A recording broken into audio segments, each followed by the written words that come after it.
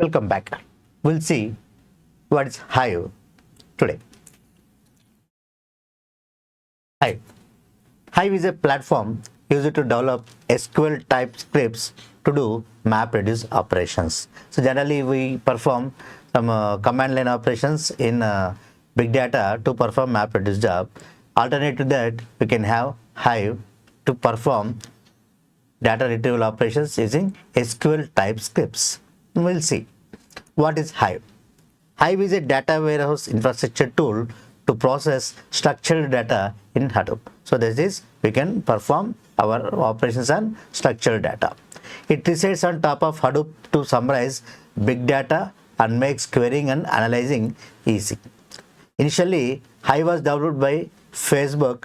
Later, the Apache Software Foundation took it and developed it further as open source under the name Apache Hive. So now we'll call it as Apache Hive. It is used by different companies. For example, Amazon uses its Amazon Elastic MapReduce. Right? We'll see what it is further. So remember, Hive is not a relational database. It is not a design for online transaction processing, and it is not a language for real-time queries and row level updates. So before knowing what exactly Hive is, we need to know what Hive is not also. So that is a not relational database, not for OLTP, and not for real-time queries and row level updates. So we'll see the features of Hive. It stores schema in a database and processes data into HDFS. It is designed for OLAP. It provides SQL type language for querying called as HiveQL or HQL. So it helps to perform some SQL type scripts using the HiveQL. It is familiar, fast, scalable, and also extensible. So this is a Hive architecture. See, so this is the base storage, HDFS or HBase data storage. On top, we'll have the metastore and HiveQL process engine, execution engine, which runs in MapReduce task. Now, the metastore is connected with this MapReduce. The metastore now provides interfaces like here. One is web UI, Hive command line, or HD Insight to retrieve the analytics. So this is the complete architecture of Hive system. User interface. Hive is a data warehouse infrastructure software that can create interaction between user and HDFS. So it helps user to connect with HDFS system. The user interfaces that Hive supports are Hive web UI, so they can access through web interface, or Hive command line, and also Hive HD Insight. So this is primarily works on Windows Server. But the remaining two web UI and Hive command line can be accessed in Linux operating systems. Next, metastore. Hive chooses respective database servers to store the schema or metadata of tables, databases, columns in a table, their data types, and HDFS mapping. So metastores, they take care of all these data. Hive architecture. HiveQL process engine. HiveQL is similar to SQL for querying on schema info on the metastore. So Hive system uses metastore to store the data with some schema, and the HiveQL helps you to access the data from the metastore. It is one of the replacements of traditional approach for MapReduce program. So it's a replacement for MapReduce program traditional approach. Instead of writing MapReduce program in Java, we can write a query for MapReduce job and process it. So earlier in MapReduce, we need to write Java program to perform any operations. Even for retrieving a data, you need to write code in Java. But as an alternate, we can write some queries for MapReduce job and process it using HiveQL process engine. Next, execution engine. The conjunction part of HiveQL process engine and MapReduce is Hive execution engine. Execution engine processes the query and generates results as same as MapReduce results. It uses a flavor of MapReduce. Next, HDFS or HBase. It is a HDFS file system or HBase are the data storage techniques to store data into file system. Next, how to install Hive. So below the plans in respect to Hive installation. The first thing we need to do is download the Hive latest release, which can be performed by clicking from the following link. So Apache Mirror, you can get the Hive latest version. So below are the steps in Hive installation. Download the tar file from the location. If you click on it, you can directly get the download of the Hive latest version. So you need to check if it is latest version or not in the index of Hive. Now, once you download the latest Hive file, you need to extract the file. So the command is sudo tar zxvf and the location where your Hive distribution has been stored, and this is the destination location where you want to extract and store the Hive file. Move Apache files to user local Hive directory. Sudo mv is the command to move user local Apache Hive to user local Hive. So you are creating Hive directory here. Now you need to set up the Hive environment before appending the lines. So export Hive home to user local /Hive, the place where you have stored your Hive files. Next, export path is equal to the path Hive home /bin, class path user local Hadoop /lib, and class path Hive/lib. So you need to ensure these files are exactly updated. Step 5, execute the bash rc. So before executing, you have performed all these steps and then you need to execute. Next, export Hadoop home is equal to user local /Hadoop. So this is a location you need to update in the Hive env.sh file to access Hadoop system. So it depends on this path depends on the individual user system. So wherever you have stored your Hadoop, you need to give this path to Hive -env.sh file. Now config.sh file. Here you have to configure Hadoop home, like example home/Hadoop. This is the my environment. Command sudo nano hive config.sh. Add the above line at the end of the file in the config.sh file, and then you need to save the file. So you can use like this, source hive-config.sh to get it updated. Edit using the below commands. You can perform editing operations on the configuration file like this. First, cd hive home configure directory where you have the sh files that are needed to edit.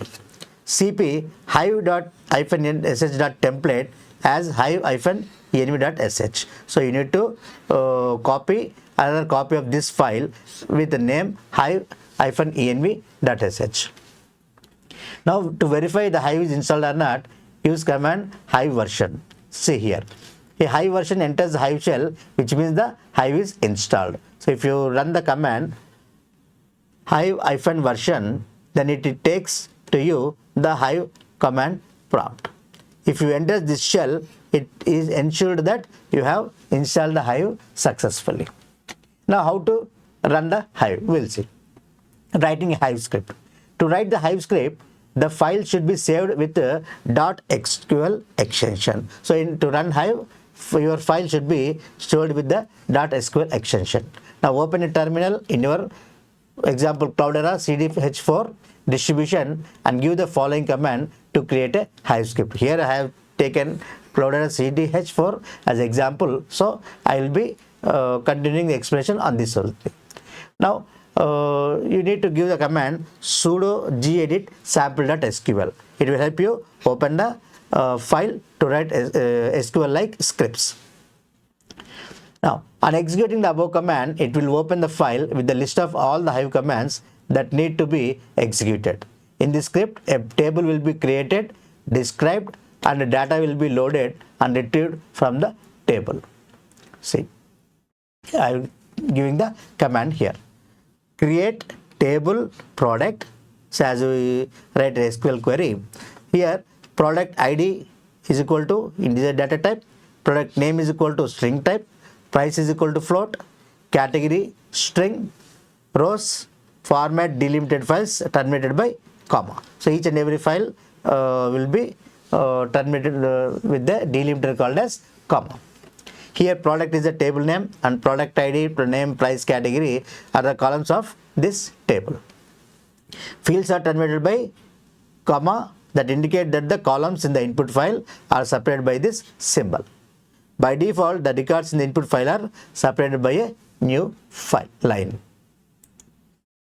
Describing the table. So if you want to get a description of a table, you need to issue the command describe product. So it will give you a description of the table. Now loading the data into the table. To load the data into table, first we need to create an input file which contains the records that need to be inserted into the table. So let us create an input file with this sudo gedit input.txt command need to be given to the query system.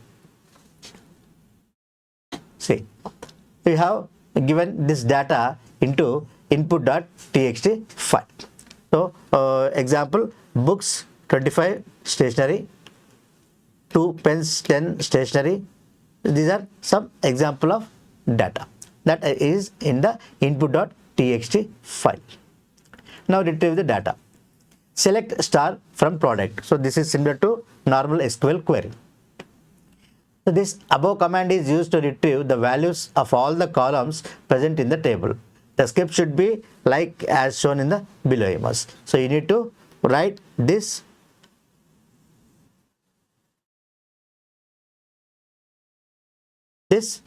command here to get the description. Select space star from product. So product is our table name. And next one is running the Hive script. The following is the command to run the Hive script. Hive -f home/cloudera/sample.sql. So now we will see running this command. While executing the script, make sure that the entire path of the location of the script file is present. So you need to give the entire path from home where exactly your SQL file is located. See. Now I have run this command. Once the command has been run, it will show you the list in that particular input.txt file. Let's see. Copying data from home cloudera input.txt where I have stored my input file. Copying file, loading data to the table, default.product. It is inserting the data there. And now once it is done, all the information will be updated and the time taken to execute this is 1.908 seconds and the list of items in your product table. So we have given right earlier books 25.0 stationery. So these will be displayed on the screen. So to display the output, time taken is 0.289 seconds. Now we will compare Hive with another traditional database. So we will check RDBMS as a comparison here. Hive. So Hive will have SQL interface, whereas RDBMS also have SQL interface. Hive mainly focus on analytics, where RDBMS may focus on online or analytics. So there will be no transactions. Transactions usually supported because we earlier saw that it is not designed for OLTP. Partition adds, no random inserts, in-place updates not natively supported but are possible. Here random insert and update are supported in RDBMS, which is not supported in Hive. Distributed processing via MapReduce. Distributed processing varies by vendors if available. Scales to hundreds of nodes but seldom scale beyond 20 nodes. In Hive, it built for commodity hardware, whereas in RDBMS, it often built on proprietary hardware, especially when scaling out. Hive is low cost per petabyte. It says what's a petabyte. So it can't store data in that volume through RDBMS, but whereas Hive supports petabyte also. And we will compare now Hive queries with MySQL queries. Name, description. Data warehouse software for querying and managing large distributed databases that is built on Hadoop. And MySQL widely used open source relational database management system. Now, primary database is relational database, both for two types of Hive and MySQL queries. Secondary database is key value store, this document store, and also key value store. Website to download Hive is hive.apache.org, whereas for MySQL it is mysql.com. So developer for Hive is Apache Software Foundation. For MySQL it is Oracle. Date of release is 2012 for Hive, and MySQL came in 1995. Licensing, both are open sources. Cloud computing based, both are no, it won't support. DBAS offerings, Google Cloud SQL and Azure database for MySQL, but whereas for Hive does not exist. Language supported by Hive is Java. For MySQL, C and C++, FreeBSD, C and C++. Server operating system support all OS with a Java virtual machine, but whereas for MySQL it is limited. FreeBSD, Linux, OS X, Solaris and Windows. So these are supporting operating systems for Hive and MySQL. HiveQL, we'll say HQL shortly. The Hive query language is a query language for Hive to process and analyze structured data in a metastore. Hive query language provides the basic SQL-like operations. Here are a few of the tasks which HQL can do easily. So we'll see. Create and manage tables and partitions. That can be done by HiveQL. Support various relational, arithmetic and logical operators, and evaluate functions. Download the contents of a table to a local directory, result queries to the HDFS directory. Simple examples. Select upper name, sales price. From sales, select category count of 1 from products or group by category. So these some example queries of HiveQL or HQL. Like tables. Types of tables in Apache Hive. Here are the types of tables. That's the managed tables. In a managed table, both the table data and the table schema are managed by Hive itself. The data will be located in a folder named after the table within the Hive data warehouse, which is essentially just a file location in HDFS. So it creates a folder or directory with the table name itself and stores that data in a Hive data warehouse. Now how we can create a managed table? This is the syntax. Create table if not exists. So stocks. So if you already have a table with stocks, it will not create. If there doesn't exist such a task, then it will create it. Exchange string, symbol string, price open, float type, price high, float, price low, float, price adjacent close, float, and row format delimited by fields terminated by comma. That is creating a managed table. Another one is external table. An external table is one where only the table schema is controlled by Hive. In most cases, the user will set up the folder location within HDFS and copy the data files there. So they will copy the data into the HDFS directory. This location is included as part of the table definition statement. When an Excel table is deleted, Hive will only delete the schema associated with the table. The data files are not affected. So this is one advantage that exists here. Now see, how to create external table.